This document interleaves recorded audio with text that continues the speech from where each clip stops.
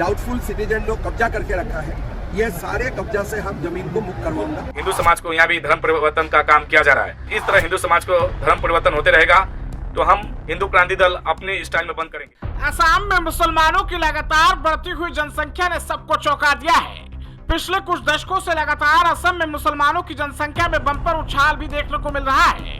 मुसलमानों की बढ़ती हुई जनसंख्या राज्य के लिए चिंता पैदा करती हुई देखी जा रही है।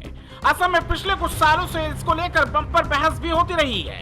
असम के मुख्यमंत्री हिमंता बिस्वा शर्मा ने तो यहाँ तक कह दिया कि अगर मुस्लिमों की जनसंख्या इसी तरह बढ़ती रही तो वो दिन दूर नहीं मुसलमान हिंदुओं से ज्यादा हो जाएंगे और तब राज्य में माहौल बिगड़ सकता है। हाल ही में एक निजी चैनल को इंटरव्यू देते हुए उन्होंने कहा कि असम में 1961 से ही हर दशक में 4 से 5% की मुस्लिम जनसंख्या में वृद्धि हो रही है। उन्होंने कहा कि 2011 की जनगणना में असम में 34.5% मुस्लिम थे। अगर हम 4% ग्रोथ रेट लेकर भी चले तो 2021 में 38% हो गई और 2027 तक 40% हो जाएगी।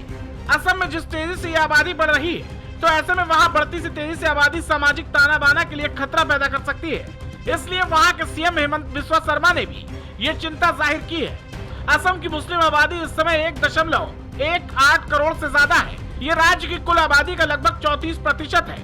मोटे तौर पर असम के मुसलमान 2 हिस्सों में बांटे जा सकते हैं। मूल निवासी असमिया मुसलमान जो सदियों से इस क्षेत्र में रह रहे हैं, वे सांस्कृतिक रूप से असमिया भाषी मुख्य धारा का हिस्सा है।